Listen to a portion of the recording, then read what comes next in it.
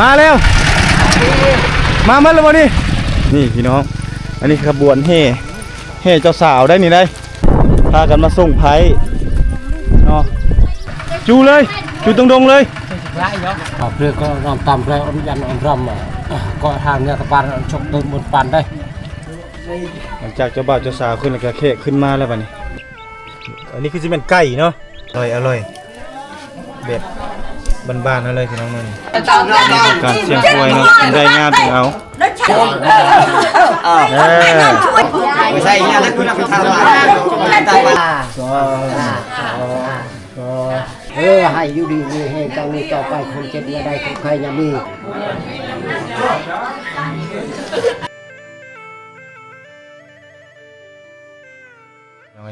เราเดินทางมาฮอดบ้านน้อยเฮ็ดเฮาก็ขึ้นเงินอ้ายเนี่ยเนาะคนหักคนแพงอยู่บ้านน้อยเฮ็ดบ่อนมาตุกเคย10เคยโสดนี่แหละนี่เพิ่นก็มีได้พี่น้อยฮี12คง14ฮีนี่คงเจียงเนาะขึ้นเฮือนใดก็ต้องมีผ้าเข้าผ้าป่าเนาะมีอาหารการกินมีเจียวถ้วยนึงเพิ่นก็มาปั่นเฮากินอันนี้คือเอิ้นว่าความหักความแพงฮีตของประเพณีของชาวลาวเผ่าบรูเนาะถ้าเทียบใส่อยู่ในเมืองเฮามีเงินเด้เฮาจึงสามารถไปซื้อเฟอซื้อข้าวเปียกถ้วยหนึ่งกินได้ถ้าบ่มีเงินนี่สิไปขอกินอยู่เฮือนนั้นเฮือนนี้นี่แม่นบ่ได้เด้เนาะมันจะแตกต่างกันเพราะว่าเขาเจ้าก็หันเข้าสู่ระบบที่ว่าทันสมัยแล้วเนาะเงินคำนี่อาจจะสำคัญสำหรับเขาเจ้าแต่ถ้าเขตชนบทถ้าขึ้นเฮือนใดก็ตามถึงจะบ่มีเงินก็อย่าเป็นเค้กที่หาจะเคยเห็นกันก็ตามเนาะฮีตของประเพณีของเขาเจ้าก็เขาเจ้าจะเอิ้นขึ้นลิ้นเฮือนแล้วเขาเจ้าก็จะมีผ้าข้าวผ้านึ่งมีเจียวถ้วยนึงเขาเจ้าก็จะมาปั่นกินเนาะข้าวน้ำซ้ำปลาคือตามที่เห็นฮีตของประเพณีนี่แหละเนาะแล้วก็มีน้ำมีในหน่อยเนาะนี่แหละมื้อนี้เฮาขึ้นมาลิ้นเฮือนโพสบู่พี่น้องเอ้ยมาเยี่ยมยามถามข้าวเพิ่นอยู่ทางพี่แหละอยู่ทางบ้านห้วยเฮ็ดเนาะถือว่าโดนเถื่อสิได้เดินทางมามื้อนี้ก็มาขอพักขอเซาเนาะรอจังหวะเพิ่นมาเอาไผมาเนาะแต่บ้านบ่ล่างเนาะก็คาดว่าน่าจะประมาณตอน 12 โมงบ่ายโมงเนาะ11 โมงพุ่นแล้วพุ่นตู้ตึมๆนี่ได้พุ่นได้พุ่นเห็นแล้วทางเงินดองหมดแล้วพี่น้องนี่ทันสมัยแล้วเดี๋ยวนี้ก็ได้มีตู้มีหยังแล้วมาพี่น้องกินข้าวกินน้ำนำกันมาเข้ามาบ่มีไฟฟ้าก็เปิดไปเลยโอ้มีหม้อไฟแหละเรียกว่าเขาใช้รถไถบ่ใช้จักรปั่นไฟบ่มานี่ปลาบ้านเพิ่นสิเฮ็ดจังซี่ได้เพราะว่าบ้านเพิ่นนี่บ่มีตู้เย็นพี่น้องเนาะนี่ถ้าบ้านเฮาเนี่ยเฮาจะแซะแล้วก็ตั้งแห้งแต่บ้านเพิ่นนี่ไปหาปลามาแล้วก็เขตนี้มันเป็นเขตที่ว่ามีความซุ่มชื้นหรือว่าอบอุ่นตลอดปีถ้าว่าเฮาเฮ็ดบ่เฮ็ดปลาคือจังซี่นี่มันจะเน่ามันจะเปื่อยเวลาเฮาไปตากก็จะมีพวกโต้พวกแม่เพิ่งมาตอดเอาซีนนี่ไปเนาะเขาเอิ้นมาโต้หัวเสือนี่เด้เอามากินซีนก็เหลือแต่ก้างแล้วเนาะไอ้เนาะคันเฮาบ่เฮ็ดแห้งๆนี่ไว้ได้แล้วนั่นได้เขาเจ้าจึงเฮ็ดตัวนี้ขึ้นมาเอากินพอแตะจะโดยจะโดยจะโดยล่ะอันนี้เริ่มมาดองแล้วนี่เนาะคนอยู่บ้านนี่เนาะมาตอนนี้แต่บ้านประกันแต่พักเกินมื้อนี่ฮะเอามาห้องแต่บ่ได้ให้ได้กันเลยนะบ่แล้วเอาเยอะนี่หลังจากกินข้าวกินน้ำแล้วท่านผู้ชมเนาะตอนนี้ก็ลงมาและรอท่าทางเจ้าบ่าวเจ้าสาวเพิ่นเดินทางมาเตะพุ่นละบ้านบลางพี่น้องผ่านบ้านพักเกินก็ยังบ่ทันเห็นมาเทื่อเนาะก็เลยมาเก็บเอาภาพบรรยากาศนี่คือฝูงควายเนาะของอ้ายพี่เพิ่นนี่แหละอยู่เฮือนนี้เมื่อกี้เฮาขึ้นกินข้าวเฮือนนี้เนาะเฮือนโพสบู่ก็คือเฮือนคนนักคนเพลงที่บ่ตุกเคยเดินทางมาใช้ชีวิตเนาะมาซิดมาสอนอยู่นี่เป็นเวลา2 ปีเด้พี่น้องอยู่บ้านห้วยเฮ็ดนี่เนาะนี่แหละคือสัตว์เลี้ยงของเพิ่นที่เพิ่นปล่อยไปตามให้หน้าหัวสวนหรือว่าตามอันสวนที่เพิ่นเลี้ยงหรือว่าเพิ่นปลูกผักมันมีซีซออยู่ทางด้านนอกและบรรยากาศถ้ายามฝนนี่มันจะบ่เข้ามาแต่ถ้าว่าแดดร้อนคือจังซี่แล้วมันจะเข้ามาเมฆหนองเมฆหนองตามเดินบ้านเดินเฮือนนี่แหละก็จะเข้ามากินเกลือพร้อมเนาะถ้าเวลาแดดจังซี่ควายมันจะเข้ามาบ้านเนาะถ้าว่ายามฝนมันจะออกไปพี่น้องนี่แหละคือสัตว์เลี้ยงของเพิ่นแล้วก็งัวควายสัตว์เลี้ยงของเพิ่นนี่เปรียบเหมือนธนาคารเนาะธนาคารอยู่ในครัวเฮือนเลยเด้เนาะเพราะว่าตีใส่มูลค่าควายตัวนึงนี่ก็บ่ตกอยู่ประมาณ20 กว่าล้าน20 ปลาย30 ล้านพุ่นเด้เนาะอันนี้เปรียบเหมือนธนาคารเลยได้นี่เนาะพุ่นบ้านชวนโอ้หัวหน้าพุ่นนี่เนาะมาวันนี้ก็บ่เห็นเนาะต้องเป็นผู้บ่าวโลนี่เนาะมาท่านี่แหละงานโด่งนี่ยังบ่เห็นเขามาอยู่นี่ เขาก็ว่าจะผูกไปผูกแขนเขาเลย นั่นระเบิดจังว่าเขาว่าจุไปส่งน่ะมาแล้ว มาแล้ว แต่เจ้าบ่าวเจ้าสาวยังบ่เห็นเดี๋ยวนี้ ทำงานกับชาวบ้านชาวมาก่อน นั่นระเบิดจังว่าเฮาละเมยท่าได้นี่ได้มันจะท่าเห็นตอนเขาเฮ่นั่นเฮ่ขึ้นเฮือนนั่นมันยังบ่เห็นอยู่ ทุกประชาไปชงมาก่อนเลย เอาเขาแสดงว่าเขามุติยังสิมาอีกนี่จวนบ้านเขาที่มาส่งอีกแม่นล่ะวะสิไปท่าอยู่เฮือนอ้ายอันนั้นแหละอ้ายเฮือนอ้ายละมืดพุ่นน่ะนี่ไปนำกันไปพุ่น มาเป็นเขามาเลยปุ๊บไปชงนะ แล้วเขาก็มาเขาว่าเขามาก่อนอยู่นั่นไปท่าอยู่พุ่นพี่น้องกราบทักทายสวัสดีอีกครั้งหนึงพี่น้องเนาะคลิปที่ท่านผู้ชมรอคอยก็มาถึงแล้วมื้อนี้บ่าวตุ๊กได้มีโอกาสเดินทางมาบ้านห้วยแฮดแล้วก็จะมาเก็บเอารูปภาพบรรยากาศฮีตของประเพณีของชนเผ่าบรูทางบ้านห้วยแฮดนั่นก็คืองานแต่งดองที่เฮาท่าตั้งแต่ช่วงเช้าก็คือช่วง 7 โมงจนตอนนี้ก็เวลาเกือบ 10 โมงแล้วพี่น้องรอท่าเขาเจ้ามาส่งไผก็คือมาส่งเจ้าสาวที่บ้านเจ้าบ่าวที่เขาเจ้าไปแต่มื้อวานมื้อก่อนนั้นพี่น้องเนาะปกตินี่เขาเจ้านัดหมายก็คือมามื้อนี้แต่บังเอิญฝนตกมื้อวานนี้เนาะแล้วเขาเจ้าเลยเปลี่ยนก็คือเปลี่ยนเป็นมื้อนี้เนาะมาเนาะนี่คือเจ้าเจ้ามาแล้วบ่จังนี่โอ้มาแล้วบ่นี่มาแล้วมามันแล้วบ่นี่ป้าตัวผู้ตำลังบ่อันนี้บ่แม่นบ่ฮะแม่นอยู่ทางตำลังบ่กำลังนั่นอันนี้ได้ซะนี่ผู้คนนั่นลูกนั่นอันนี้ยังหลายบ่ไปมาพี่โอ้ยังหลายอยู่เพิ่นว่ะพี่ยังตำลังกำลังมาป๋อตัวพี่น้องเป็นวิถีชีวิตแบบดั้งเดิมแห้งอีหลีที่บ่ตุกมา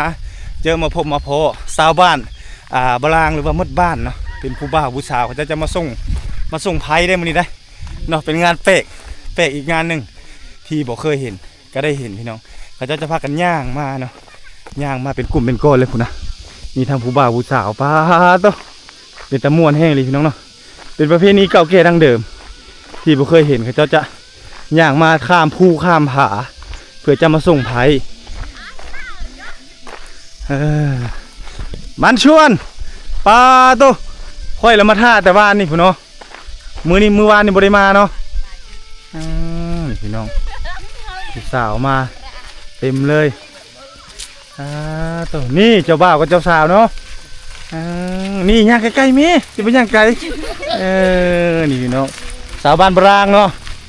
อันขี่รถไถมาบ่โอ้นี่ขี่รถไถมาอันนี้แม่นหมู่เจ้าสาวหมดบ่นี่พี่น้องเนาะมีสังแน่นี่เครื่องนี่โอ้หลายเนาะเครื่องของเนาะตัว อ้าวลีกบ้านชวน นี่พี่น้องอันนี้ขบวนแห่เจ้าสาวได้นี่ได้แบบบ้านป้าพี่น้องเนาะอันนี้ก็คือผู้สาวมาเลยเนาะนี่เนาะ1 2 3 4 5สาวบลางมันบ่แม่นหมดเลยแม่นมาเลยเนาะไก่ก็ว่าไก่จะบ่ไก่นะบ่ไก่ไปเลยบ่ไก่เขาเจ้าหักเติบนึง อันนี้จอดรถไว้ไสนี่ฮะขี่รถไถนั่นบ่โอ้มดนี่ให้ได้สิมดกันอันนี้ผู้ขี่รถจักรก็มีบ่2คนนี่ขี่รถจักรอันนี้หมู่เจ้าบ่แม่นบ่เอื้อยบ่พอดีเป็นเอื้อยอันนี้เป็นน้องมาส่งเอื้อยแล้วน่ะนี่เนาะแต่งแล้วก็ต้องได้มาอยู่พี่เนาะนี่พี่น้องแต่งแล้วก็มาอยู่พี่ได้นี่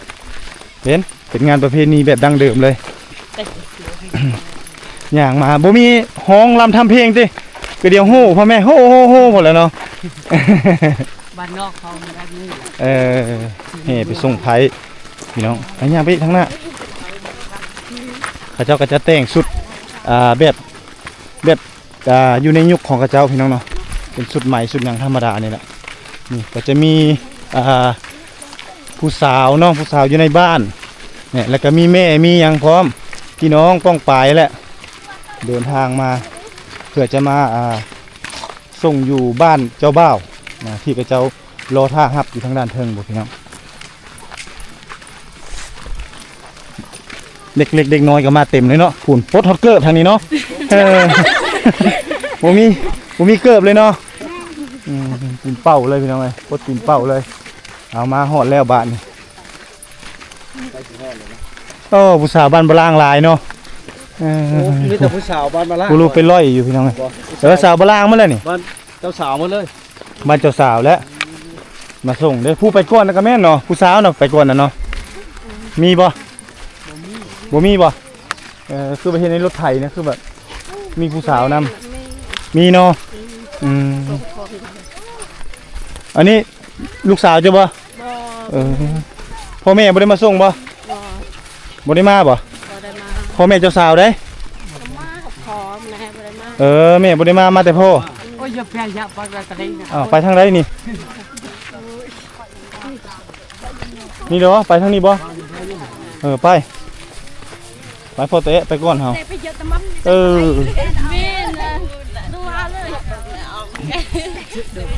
นี่ย่างลัดผ้าฝ่าดงไปเลยเด้อนี่เด้อคักเนาะพูนพี่น้องพูนพากันมาส่งไผ่เนาะตาม่วนเด้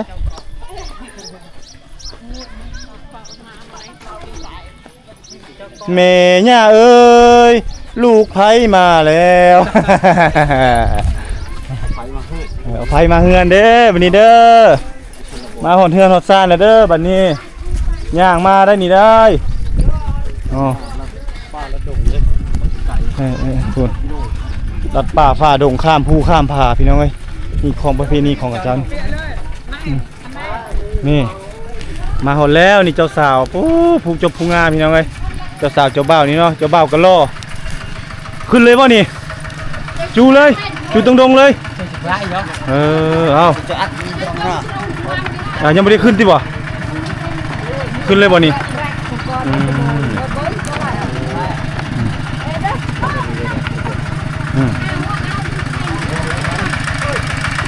นี่เจ้าสาวกำลังขึ้นเฮือนพี่น้องเอามีล้างตีนี่ป่ะนี่โอ้ล้างเลยน้องเต้นนี่เหยียบพาก่อนล้างแล้วแบบนี้ โอ้แม่ลูกซิวแซ่บเลยเป็นราชาอยู่ภูเก็ตเป็นตัวเนี้ยกับคุณมวลโกตรายไปชนกัดตรายจังหวัดกัดได้จนชกต้นมันปั่นเพื่อก็นำตามเพื่ออนุญาตอนุรัมก็ทางเนี่ยตะปานชกต้นมันปั่นได้โดยตาเพื่อเกตอกโอ้สุก เข้าแล้วแบบนี้เนาะแม่นปะสาวราง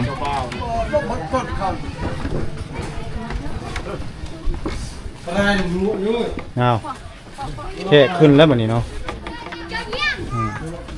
หลังจากเจ้าบ่าวเจ้าสาวขึ้นแล้วก็แค่ขึ้นมาแล้วแบบนี้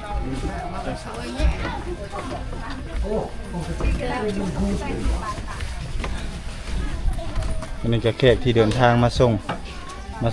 ไผ่พี่น้องเนาะนี่มาส่งคู่ส่งที่นี่ก็สิประมาณนี้ขึ้นมาหอดนะพี่น้องเนาะกูสิเมาท่าแต่เมื่อวานนี่ก็มีเจ้าของที่เขาเจ้าเกี่ยมาภายในงานนี่อันนี้คือสิเป็นไก่เนาะเป็นปะรวยลีกบ่รวยนี่โอ้มีไก่พี่น้องเนาะไก่นี่ก็คือเพิ่นจะเอามาให้เคยหรือว่าให้ลูกสาวเพิ่นเลี้ยงนี่เนาะนี่มีเบียร์มีอย่างได้อันนี้มีเสื่อนอนมีซาดมีหมอนมีผ้าห่มอันนี้คือเครื่องของที่เพิ่นนำมามอบให้ลูกสาวเพิ่นที่ว่าจะถูกแต่งดองมาย้ายมาอยู่บ้านผัวคาสิว่านะส่วนเผ่าบรูนี่จะไปแต่งเอาเมียมาอยู่เฮือนผัวได้พี่น้องเนาะจะแตกต่างกันนี่เขาเจ้าขี่รถไถนี่แหละมาเนาะขี่รถไถนี่มาส่งเนาะโดยที่ว่าข้ามนี่แหละหน่วยภูตัวนี้แหละเนาะข้ามหน่วยภูนี่ก็จะลงบ้านพะเกินแล้วก็จะขึ้นภูตัวนั้นอีกเนาะขึ้นไประยะทางนี่น่าจะประมาณ10ปลายกิโลไปแล้วเพื่อเดินทางมาฮอดพี่เนาะฮอดเลยเนาะประมาณ10ปลายกิโลไปแล้วพี่น้องเนาะเพื่อเดินทางมาฮอดพี่อันนี้คือเฮือนเจ้าบ่าวพี่น้องเนาะนี่เฮือนเจ้าบ่าวมาฮอดจอดถึงแล้วนี่เนาะเดี๋ยวเราจะขึ้นไปเบิ่งบรรยากาศเนาะจักหน่อยผมบอกเขาอันนั้นนี่เขาผูกแขนจักหน่อยผมบอกโดนบ่เขาผูกแขนนี่ฮะจักหน่อยบ่ท่าเกะมาก่อนบ่ไปเบิ่งก่อนเดี๋ยวนะเขาจะผูกแขนฮะไปใส่นี่ฮะลงก่อนบ่นี่ลงท้ายแล้วเหรอ เขาคือลงก่อน พอลง ลงก่อนเนาะ Đẹp chưa lá nhé, hút là nhé, lá đẹp người hút lên toàn lên. อันนี้คือเฮือน Mày chui nhá. เจ้าบ่าวพี่น้องเนาะ Con hái. ประเพณีเพิ่นก็จะมีเหล้าไห้ เชื่อเลยยัง Nè. Khí này em Đâu hút hành mày cây thợ kìa. đấy. เจ้าบ่าวเจ้าสาวเดินทางมาฮอดเฮือนแล้วเจ้าบ่าวกับเจ้าสาวความมักความฮักนี่ขึ้นกับความพอใจพี่น้องเนาะเจ้าตั้งฝ่ายตั้งมักฮักกันด้วยความจริงใจแท้ๆเนาะก็เลยตกลงปลงใจกันอันนี้ เจ้าบ่าวเจ้าสาวมีส่วนบทแท้ๆเลยเมื่อวานนี่เป็นได้เมื่อวานนี่คือบ่ได้มาฝนตกเนาะทางยากแม่นบ่ก็เลยบ่ได้เดินทางมาเนาะก็เลยว่ามื้อนี้มาแต่เช้าออกแต่จักโมงออกแต่พุ่น 8 โมงแล้วเวียกแล้วงานเนาะเอายิ้มในแม่เจ้าสาวก็ได้เนาะได้คู่ได้คีนแล้วก็ยิ้มกระจังเลยเนาะดีใจเลยเนาะนี่คิดสิได้มาอยู่พี่แล้วมื้อนี้เนาะเป็นฝั่งเป็นฟ้าแล้วโอ้นี่คือพาขวัญสิผูกคอโตแขนได้นี่ได้ในงานฮิตของประเพณีก็คือสุขสันต์วันวิวาห์เนาะก็คืองานแต่งดอกในชนบทนี่พี่น้องไปน้องปองปลายโลท่าแต่ว่านี่เลยนี่เนาะถ้าเบิ่งเจ้าสาวเจ้าบ่าวมาเงินเพิ่นเราว่ามื้อวานนี่คิดว่าไผสิมามื้อวานนี้ไผเคยสิมาแห่มาวันนี้แล้วพอดีเพิ่นละได้ค่าหมูค่าในอยู่ในกินนั่นแหละเฮ็ดกินตะจ้าท่ากินแล้วบ่มีเลยฝนตกมีไผอันนั้นเลย thế đấy bùng ngoài à หมูแต่เมื่อวานนี่พุ่นเด้เพิ่นฆ่าเพิ่นเฮ็ดแต่ว่านนี่พุ่นสุดท้ายแล้วบ่มีไผกินนี่แค่คนบ่มาเด้แล้วบัดนี้ตู้เย็นก็บ่มีเครื่องมือสื่อสารติดต่อกันก็บ่ได้สัญญาณบ่มีแถวนี้มีแต่ว่าหมู่มาแล้วบัดนี้ก็คล้องท่าแล้วมาฮอดมื้อใดก็ยามนั้นแหละ คือดังที่เห็นคือเฮาท่านี่แหละนี่คือหีบคองของเจ้าพี่น้องขึ้นเฮือนขึ้นซานโดยเพิ่นก็จะมีเหล้าเนาะมีเหล้าใส่กระตุกใส่พานี่แหละเป็นหีบเป็นคองของชนเผ่าเฮาอยู่ทางใดก็สิประมาณนี้พี่น้องนี่แหละ เอาลูก โดย เราชมกูดแล้วก็มาให้ลูกหลาน โดย เอาใหญ่บ่ให้ป้าได้กิน đấy thịt sập đây của thịt sập đá โดย กินเช่นใด โดย เอาเช่นนั้น โดย มีนักพอดีหมอนะ cả tiền tâm đấy cả tiền tâm đấy mà nhà chắc con mùa hè โดย ลูก โดย มาให้บ่าวว่าถึง โดย เดี๋ยวก็มอบให้เจ้าเลย อ้าวสาธุครับนี่เด้ออ้าวต้องขอบใจทางพวกเราเพิ่นเนาะเพิ่นมีพาเข้าพานึ่งนี่มีเหล้า2ขวดมารับเฮาผู้เป็นแขกนี่แหละมาร่วมในงานมาประสบพอ ตอนสิไปถึงพูดก่อน โดย เรื่องอ่ะ โดยบ่เป็นหยังตัวนั้นแต่ว่าอันนี้เป็นมอบให้แขกคือเฮาเป็นแขกมาก็มีเหล้าเนี่ยตัวนี้แหละถือว่าฮักแพงสุดแล้วเนาะมาในงานมื้อนี้แหละเพิ่นให้เฮากินได้ซั่นก็กินนี่แหละกับยายแขกยายคนนี่แหละนี่บ่อนเกิดเขาเอิ้นว่าความฮักความเพลงว่าง่ายๆซะอ้าวนี่ฮับเด้ออ้าว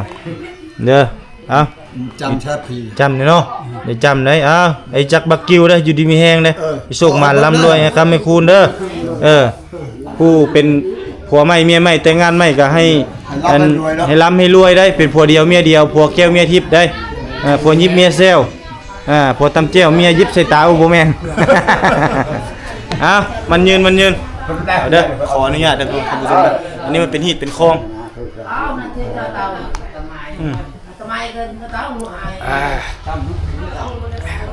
นี่พี่น้องอันนี้คือ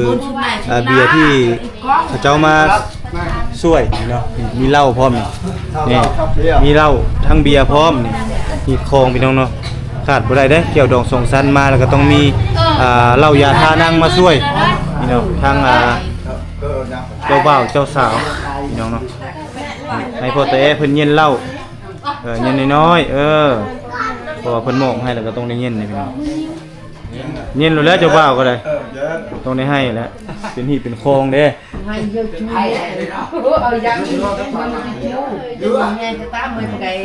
เย็นน้อยๆบ่เย็นหลายก็ได้พ่อแต่อันนี้เครื่องเขาเจ้ามาช่วยนะพ่อเนาะเครื่องที่เขาเจ้าเอามาให้ก็ต้องเอาเข้าในก็ได้เป็นห้อง อันนี้ก็คือไก่พี่น้องเนาะไก่ที่เอามาแต่บ้านเจ้าสาวเนาะเกี่ยมจะมาเอามาเลี้ยงเนี่ยเอามาเฮ็ดในคลองในงานนี่เนี่ยเนาะและอันนี้คือตู้เนาะตู้นี่ก็มีอันไฟบ่ปั่นไฟเอาบ่แม่นบ่นี่พี่น้องมีอันปั่นไฟพวกนี้เนาะโอ้เสียบไฟเสียบหยังคือสิแม่นโอ้ผู้มีจักรปั่นไฟพี่น้องนี่รุ่นนี้เขาเจ้าบ่มีอันนั้นเด้เขาบ่มีไฟฟ้าเนาะเขาจะใช้จักรปั่นไฟแล้วเอาน้ำมันใส่อยู่นี่คือสิแม่นกินน้ำมันแอดซังเนาะเสียบใส่นี้มาแล้วก็มาเปิดอยู่ในงานนี่เลยงานก็คืองานดองนี่แหละพี่น้องเอ้ยมาเบิ่งงานดองนี่เขาเจ้าจะเอาเครื่องของมาขายเลยเนาะเปรียบเสมือนเป็นงานบุญงานหนึ่งที่ว่าม่วนสุดของเขาเจ้านี่เราจะพามาเบิ่งนี่ทางนี้เขาเจ้าจะเอามาขายเครื่องในงานดองมีกุ้งไก่พอเลยโอ้อันนี้กุ้งไก่เนาะนี่มีรุ่นนี้เลยเนาะใครสิเป็นแม่ มีครบเลยนี่ทางนี้เจิงแก้วแล้วทางนี้เห็นมาแต่บ้านใดบ้านนี้แหละอยู่นี่บ่เจ้ากะอยู่นี่เลยแม่แล้วเนาะพอบุจื้อแล้วจะเป็นบ่าวแหละคุ้นอยู่ เอาเมียแล้วเอาอยู่บ้านใดเอาอยู่บ้านเดียวกันนี่แหละโหเป็นพ่อค้าแล้วบัดนี้เนาะเป็นพ่อค้าเต็มโตแล้วขายเครื่องแล้วพี่น้องเอ้ยนี่พี่น้องเอ้ยมีข้าวต้มข้าวนมเนาะเอามาขายอยู่ในงานดองถ้ามีงานดองแล้วมันไปเลาะตลอดแล้วเนาะเจ้าเนาะพี่น้องงานดองได้หมดนี่ได้แบบบ้านๆพี่น้องเนาะตัวนี้เป็นกุ้งไก่ตัวนี้เนาะกุ้งไก่ถ้าใครมีลิ้นก็มาลงเลยตัวนี้เนาะอันนี้คือหมู่กันของเจ้าสาวแล้วก็เป็นน้องอันนั้นพร้อมเนาะมาแต่ทางใดนี่ฮะมาแต่เงินพี่น้องบ่มาแต่เงินเอื้อยเนาะโอ้สาวแม่ผู้สาวสุราขี้อายพี่น้องเอ้ยอยากขี้อายนิดนึงได้ผู้สาวนี่เรามาช่วยเนาะพี่น้องมางานดองต้องมีเหล้าเด้อต้องถือของเหล้ามานั่นเรามาช่วยในงานแล้วก็มีเงินมือเบื้องซ้ายนี่ก็ถือเงินมือขวาถือเหล้าเนาะมาในงานนี่ทางนี้นี่กำลังแต่งกินเนาะทางนี้เนาะนี่อันนี้เงินครัวก่อนที่สำเร็จทุกอย่างก็ต้องพี่แหละผู้อยู่เบื้องหลังเนาะถือแต่งอยู่ครัวกินทรายสกัดหั่นแห้งเนาะอันนี้คือลาบหมูแต่ว่านี่ราคาไว้นี่เนาะไปใส่ตู้เย็นไปใส่ตู้เย็นมั้งนี่ผู้เย็นเจี๊ยบเลยเนาะตู้เย็นบางๆผมบ่มันฮะสุสลาบลางบ่โอ้เจ้ากำลังปรุงอาหารอยู่เนาะเครื่องปรุงมาก่อนก็ต้องเอาตัวนี้แล้วทางนี้กำลังครัวไก่ฮิตตามคลองอันนี้ที่จริงนี่นัดกันแต่วานนี่พี่น้องเนาะนัดกันแต่วานนี่เรียบร้อยแต่เมื่อวานนี่ฝนตกสภาพดินฟ้าอากาศเบื่ออำนวยแหละก็เลยพัดเปลี่ยนเป็นมื้อนี้เป็นมื้อที่2ก็เลยได้เอาหมูนี่ผัดมันสิเน่าเด้ก็ต้องได้เอาไปอย่างนั้นก่อนอันนี้กำลังซอยผักอีคูอันนี้เนาะบัตรเกียวเล่นบัตรเกียวได้ไงวันนี้พ่อครัวนะเจ้าเนาะอันนี้เป็นแผนกพ่อครัวอยู่บ้านนี่บ่เจ้าก่ะอยู่พักเกินนี่อยู่พักเกินบ่พักเกินมาส่งเนาะเขาก็ว่าอายุค่อยบ่คุ้นถ้าอยู่ให้แห้เราค่อยคุ้นแต่ก่อนค่อยสอนอยู่นี่เป็นครูสอนอยู่นี่แม่น2 ปีตั้งแต่ปี2015ป่ะ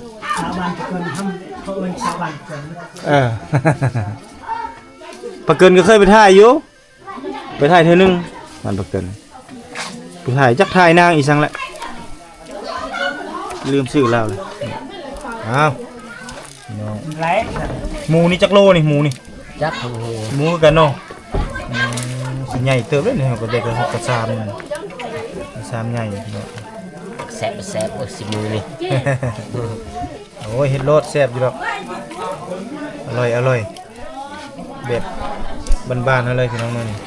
เอามือไปได้ซาวมันจะเข้าเนื้อเข้าหนังดีจังแซ่บเพิ่นว่าส่วนหลายงานนั่นอันนี้แหละเขาเจ้าใส่แต่ผู้ชายบ่เฮ็ดกิน เจ้าเฮ็ดผู้หญิงเฮ็ดนะ แต่ค่อยนะผู้หญิงแน่ผู้ชายแน่คันแบบครัวงัวครัวควายแล้วแม่นผู้ชายคันฝักกระดูกฝักหยังผู้ชายคันแต่งอยู่ครัวกินแล้วแม่นเฮาซอยเรียบร้อยแล้วแม่นผู้หญิงเฮ็ดอันนั้นได้แถวนั้นได้แถวเฮานี่ผู้ชายเนาะ ใช่ยิงล้างมือไม่ได้ล้างบ่สะอาด มึงบ่ได้ล้างเนาะผู้หญิง ลูกน้อยนี่กันบ่สะอาด อุ้มลูกน้อยอีกเนาะ อย่าเนี่ย พอแล้วเนาะเรียบร้อยพี่น้องเอ้ยนี่รอท่าแต่มัดบ่มื้อนี้มัดแขนบ่โอ้ไก่อะไรได้อนี่เนาะไก่สิผูกแขน กินข้าวกินข้าวแล้วก่อนบ่ กินข้าวอันนั้นหน้าที่ ฮะ ประชาชนก็เฮ็ดแบบนั้นแหละ ปลาควันเริ่มออกมาแล้วบาดนี้เนาะ đông đây kia ปลาขาวเริ่มออกมา con này từ lại นี่บรรยากาศทางลุ่มเนาะบรรยากาศภายในงานก็จะมีกุ้งไก่รวมถึงมาขายเครื่องเนาะแบบวิถีชีวิตในชนบทก็สิประมาณนี้พี่น้องเนาะแล้วเขาเจ้ากำลังกะเกี่ยมผูกคอตกแขนให้นั่นเถิงกำลังเลยบ่โอ้คักแล้วสินะไปเข้าไปพ่อเตะ ไปได้ไหม เขากำลังกระท่องพีบ่ Khẩu nữa rồi. Bốn cứ ai cứ đấy. เฮ้ย Ai cứ liệp đấy. Cái bốn cứ. Chào mấy tụi trường. Ăn sủng tà lát đó. ฟังไม่ต้องเอาชื่อเชงคือเตอเข้าใจแบบหลักอะไรนะ เอริชะยังไปชาไม่ได้ ใช่คือพี่ไอ้กัน เนาะ Thế ăn ở chế bao nhiêu tuổi? การเจอ ยังจุกี้เอาจูชิบ้าเลย ตกเนี่ยเดี๋ยวนึกไปนึงนึกเรียบร้อยนึง นี่มาก็ต้องกระท่องพีก่อนนะ อันจะมุดหรือกุยอัน จำมุกก็กระมันพาเอ้ยพี่เอ้ยพี่ เดี๋ยวมันนั่ง เดี๋ยวเลือกจุดชุด มัน Chút rau ăn. Nó được chắc cũng cả. ช่วยแต่ไรจะมาไปช่วย นายชกรามีเด้อ Hôm nay gặp anh Chuông nữa. Tôi tập đi vào đây này ở trái được siêu ở trái ông ráp. จะไปเลี้ยงไอ้ โอ้เงี้ยจับเล่าด้วยจับกดจับมุดกดกระมัน Nó trong mông dạ ăn nó đi phải lôi chuột cho ăn. อย่าก้ม ไอ้คนที่จะมุดยาอัน Khui chai em đã. Có mắt làm กระ mày. มันไม่ป่ะพี่พี่ดาว Chuột đây. งัวดึงเงี้ยจับเล่า ได้ไปไอ้หัวเดือนเลยลังไอ้น่ะ Plăng hiện một plăng hiện. Một plăng hiện dầu. เราแน่ งัวดึงเงี้ยจับเล่าด้วยใจเชี่ยวรำเชี่ยวอยู่พุ่นกี่ Nhìn ha. อยู่พุ่น Không tộc cho mà một trong năm nay dạ kia không phải tôi chăm đi ta ra với trong tộc trong sâu này này chặt ở bên kia mà อยู่เชี่ยวละไปกันเลย tao như thế tao thằng này khi đến nay quân trường quân Tao đào sâu bên này đây giờ tao làm luôn mà tao không thế à การเชียงควยเนาะได้งามถึงเอา nó chạc nó bánh nha เออเจอ เอาล่ะ Điên mà Vô ba đó là chặt thịt ở đâu là này tay cái là phía này thâu qua tôi làm cái cháu ตัดโดยมีจอตะบัง thứ ba ghê ơi nó chả ตรนตะไปแล่ตะไปอย่ารำมาช่วยพี่เจอเอาอย่างนี้ เหล้าไห่ไก่ตัวได้มีทั้งเหล้าเด็ดเนาะบลองเด็ดบลองคางครบสุดแล้วก็มีหมูพี่น้องเนาะหรือว่าอลี่เนาะทั้งไก่พร้อมรวยพร้อม còn đuôi nữa đâm lưỡi nữa มีไก่แล้วก็มัดเข้าตองแขนในมือนี้เป็นเก่าของชนเผ่าnày nua ăn này ชนเผ่านั้นเฮาเนาะชนเผ่าปรูเฮาถ้าปลูกอยู่พี่ก่อนเนาะ cháu nữa thì ai เจ้าบ่าวเจ้าสาวพี่น้อง ôi dồi cho hết tay nữa cháu đấy là liệt chạp rồi là liệt chạp mày này không có cháu เนาะ ช่วย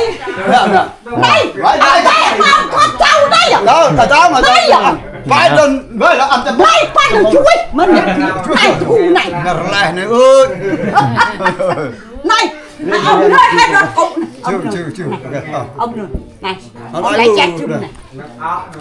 thôi đây ông nói rồi tayเอาเฮ็ดบัด theo mà cung to đa cái mà นี่คือพิธีเพิ่นเนาะพิธี con lặp lại đây là cậu ป้อนไก่ป้อนไข่ nó được biến đấy chà คือแขกคนที่มาในงานเนี่ย cái này นี่ก็คือซีเมนต์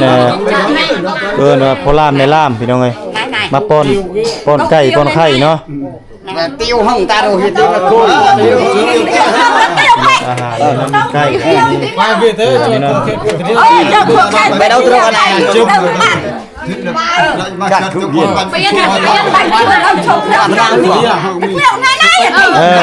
ông ạ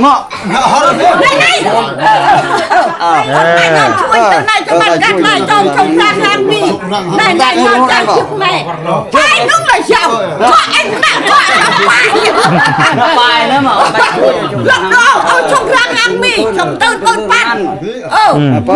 ta lộ tôi à phải thế này Mày chơi ăn. chơi mà các bạn nước em chơi nè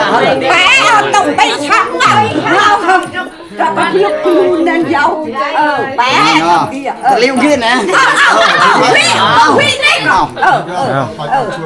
ไปช่วยอันเด็กไปยังตบต่อพรีตัวนั้นจะมาชมกันเลยยังเจ้าอะไรพวกกระทำเขาแน่เลยพวกกระทำเลยเลย หัวใส่ บ้านบ้านคนช่างบ้านคนเอาชมกันนะเอาบอลคนเป็นยังไงเราอุ้มเรา ไม่ใช่เนี่ยนักคุณนักทางมาตาบันจะบ้านช่วยตรงไหนที่บ้านตรงไหนช่วยเยอะบ้านช่วยเอาเจอเฮ้ย ครับพี่น้องเฮ็ดของพระเจ้าเนาะนี่ ผ่านตรงไหน ชาวชนชาวบ้านพากันมาเบิ่งเต็มเลยนี่เนาะผม ช่วยลึกเราลูก มันคือใครจะมุกอันตรายตาถึงไหน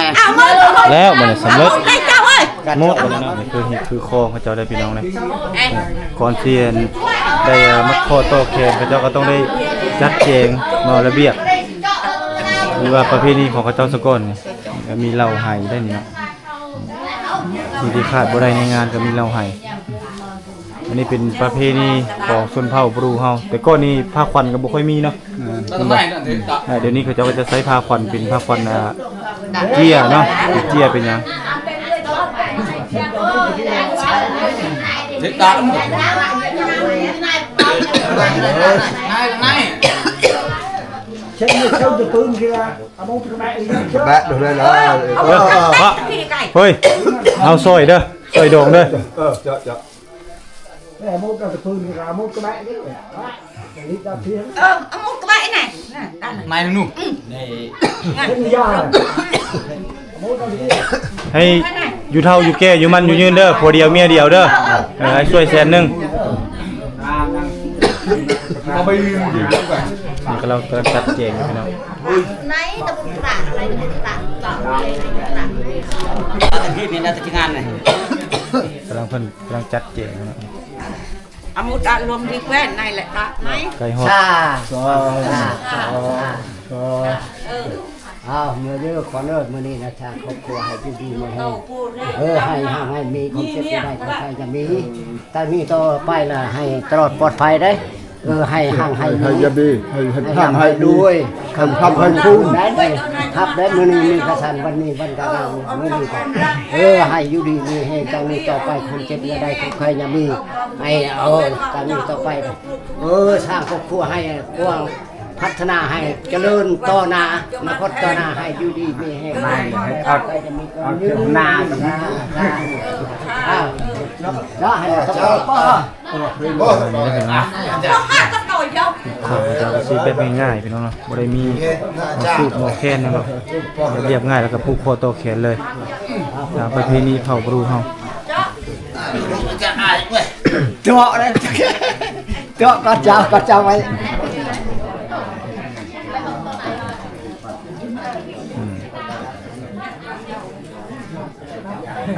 เ อันให้ดูดีให้ได้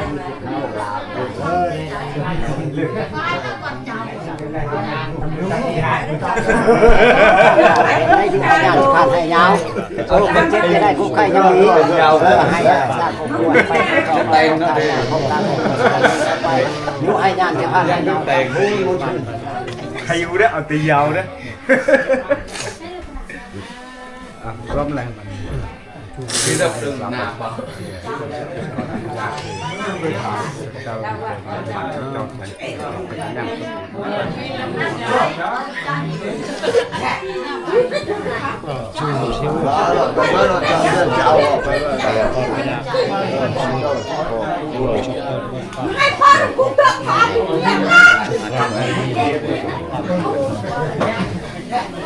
นี่เป็นโครงพี่น้องนี่โครงเผาโอเคท่านผู้ชมเนาะสำหรับคลิปวิดีโอนี้ก็เป็นคลิปที่ได้เฮาตั้งใจเดินทางมาเพื่อจะนำเอารูปภาพบรรยากาศงานแต่งดอกในชนบทโดยเฉพาะทางบ้านห้วยแห่เมืองบุรพาข่อยขมวนซึ่งว่าก็คือฝ่ายซ้ายก็คือเป็นชาวบ้านห้วยแห่นี่เนาะได้เดินทางพุ่นแหละไปแต่งเมียเนาะก็คือไปเอาเมียอยู่ที่บ้านบลางเมืองบุรพาข่อยขมวนคือกันก็คือแต่งไผมาเฮือนหลังจากแต่งไผมาเฮือนนั่นก็คือจะมื้อทมิตนี่จะเป็นมื้อไปกินเนาะก็คือไปกินอยู่ทางบ้านเจ้าสาวหลังจากนั้นมื้อต่อมาเนาะก็เกิดเหตุการณ์ฝนตกเขาเจ้าก็ได้โจ๊ะแล้วก็มื้อนี้เป็นมื้อที่2เขาเจ้าก็พากันได้เป็นมื้อที่3แล้วเนาะเขาเจ้าก็ได้พากันเดินทางเอาเจ้าสาวเนาะโดยมีการแห่พี่น้องเนาะสาเหตุที่เขาเจ้าแห่หรือว่าย่างมานั่นก็คือย้อนว่าเส้นทางเนาะยากลำบากเนาะเขาเจ้าขี่รถไถมาฮอดจังหวัดใดจังหวัดหนึ่งแล้วเขาเจ้าก็จะพากันย่างแห่ขึ้นเทิงเฮือนเนาะหลังจากนั้นก็เพราะว่าจะเป็นผู้เฒ่าผู้แก่เนาะเขาเจ้าก็จะมาตุ่มมาโฮมก็จะมีขันมักเบงคือกับฮีดของลาวเฮาทั่วไปนั่นแหละแล้วก็จะมีทั้งหมู่คู่ของเจ้าบ่าวเจ้าสาวเนาะถ้าเจ้าสาวก็จะพากันย่างมาแต่บ้านของเจ้าสาวเพื่อจะมาส่งสาวหรือว่าส่งนางส่วนฝ่ายเจ้าบ่าวก็จะมีหมู่อยู่ในบ้านนี่แหละเนาะพากันเอาเงินเนาะแล้วก็เป็นเบียร์เนาะสิ่งของต่างๆไปช่วยกันหมายความว่าในสมัยเป็นบ่าวผู้นั้นเอาเมียก็จะไปช่วยผู้นั้นเนาะถ้าผู้นี้เอาเมียก็ต้องไปช่วยกันคืออย่างสิหลังจากนั้นเขาเจ้าก็จะพากันแต่งอยู่ครัวกินท่าฮับเค้กนั้นเนาะหลังจากฮับเค้กหลังจากเค้กมาครบเรียบร้อยเขาเจ้าก็จะท่าเก้แล้วก็ได้พากันเฮ็ดปฏิบัติตามฮีดของประเพณีก็จะมีหมูเนาะหมูตัวนึงแล้วก็มีไก่จำฮีดจำคองสะก้อนหลังจากนั้นก็จะมีผ้าเข้าออกมาแล้วก็ผูกคอโตเขียนตามฮีดของประเพณีเนาะของชนเผ่าบรูทางเมืองบุรพาแขวงขมวนนี้โอเคท่านผู้ชมสำหรับคลิปนี้ก็เป็นคลิปที่แบบบ่าวตุกได้มีโอกาสได้เดินทางมาแต่งมางานแต่งของชาวลาวเผ่าบรูนี่ก็หวังว่าจะแบ่งปันความสุขและก็ความรู้ให้กับท่านผู้ชมทุกท่านที่เข้ามาติดตามรับชมรายการทางช่องวิถีลาวของบ่าวตุกนี้บ่น้อยกว่าหลายพบกันใหม่คลิปหน้าท่านผู้ชมสำหรับคลิปนี้บ่าวตุกขอลาไปก่อนสบายดี